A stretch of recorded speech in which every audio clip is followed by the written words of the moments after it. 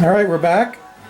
The piece of aluminum that I bought online at, I think, Online Metals came yesterday. It is, hang on, I'll tell you what it is. It is 1 1/8 OD and 1.055 ID, so the wall is 0.035. And it fits just perfectly over the handle. It's a nice snug fit. So I've already cut 3 of these guys. I was wondering what I was going to do. I didn't want to just put the leather right on there. I wanted to have something to build out the leather, and I liked the way that the Men-at-Arms guys did it, where they slid a ring on and then they slid a spacer, for lack of a better word, covered in leather on there. And I think any little, I'll try and fix some of these up, these little spaces before I move forward with it, but before I do, but they'll be covered in leather. So I think that will make up some of the difference. If there's a little bit of, sorry, a little bit of space in there, the leather will make that up.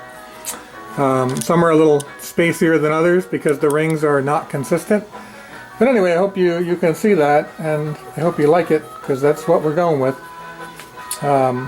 So I've got 3 made. I've got another one here about to be cut out. I'm just cutting them out with my I made a few paper templates. This wasn't quite, I don't know.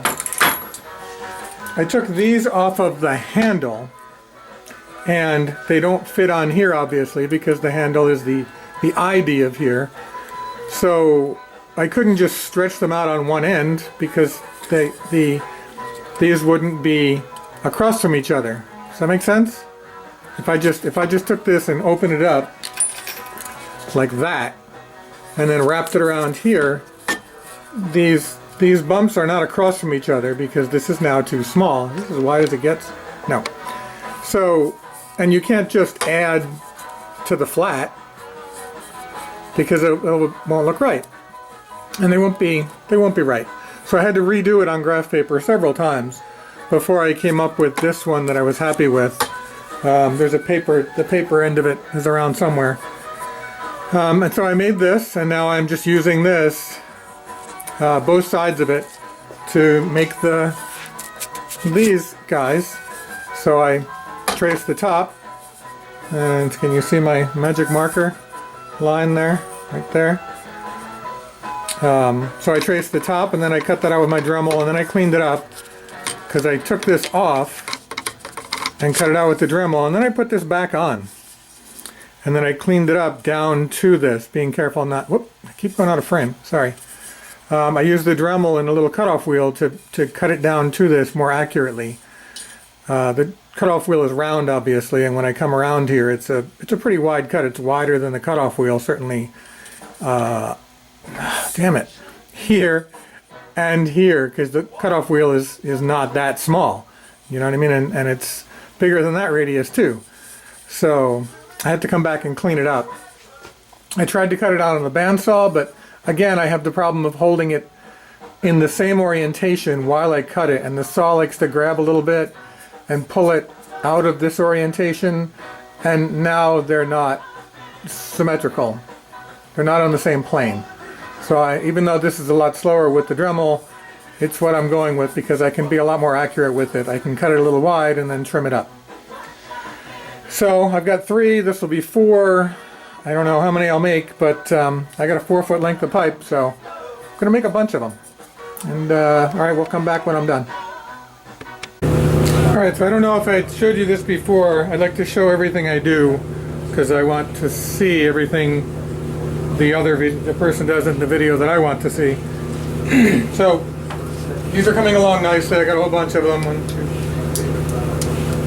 9 of them. I think I need 10 per handle. I'm going to go ahead and keep making them. just so that I have them. But a lot of these, I put them back through the die on the interim handle, which is smaller than this handle. So as I try and fit them on, and now watch, this one's going to fit, some of them are really tight. So if I find a really tight one, and I just put it in this tiny little vise that I have and give it just a half a turn, just enough to stretch it out just a little bit. Still tight, so I'm going to give that one another part of a turn. But that one looks pretty good there. So anyway, that's how I adjust them. Leave them tight and then open them up, because it's harder to make them tight than it is to loosen them up a little bit. The other thing that I probably would want to see is, here's my piece of aluminum, and I cut one off of it, like that last strip right there, that last ring or spacer, I cut off of here, and then I took a small file and I just cleaned it up. You know, you can imagine going around it with a Dremel. It's not really doesn't leave a nice surface. So I just took a small file and cleaned it up, and it's really still a pretty good fit. So now I just have to do the bottom part. I just have to cut it off, and I find that the finer the line, the more likely I am to leave this good surface. So I use the finest marker that I can find and make a really fine line, because if I use a thicker marker, then what exactly am I following? And it doesn't come out as nice. So there you go. Alright, just a quick update. Made a whole bunch of these. Pretty happy with them. And I've decided that there is some play in there. Since everything's, you know, handmade, it's not as consistent as it could be. So I'm gonna thread the end cap onto one end, and I'm gonna thread the pommel onto the other end. And there will be, you know, this spacer between the hammer. Hope you can see that. Can you see that? Yeah, you can see that. There'll be a spacer between the hammer and the handle, and that will be whatever's on the bottom. Let's say it's a spacer, will be up against that, like that. And screwing in the pommel on the other side will push all of this stuff together. And with luck, that will take up any little slack that there is, any little spaces. I can smush it all together, and we can be happy with that. So this is the template that I was using to cut out the little spacers here that are working so well. So I made myself a copy of that just in case. And then I took it and I just went over it by hand, and I made it, I don't know, 1/8 of an inch bigger on all sides. Well, on these two sides, the length does not change. So that I could cut then a piece of leather that's glued onto this denim and wrap it around here and see what happens. So if we pull that tight and glue it, and then that leaves us hopefully a little bit to go over the ends. I might have to leave a little bit more, and see how that butts up again. See if that can take up some of that slack, some of the whatever you want to call it, some of the space. I think that pulling it tight, this should work.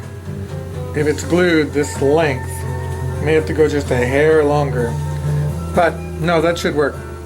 So I'm going to go ahead and glue this up. I think I'm going to use contact cement, not positive, and we'll go from there. All right, I'll be back.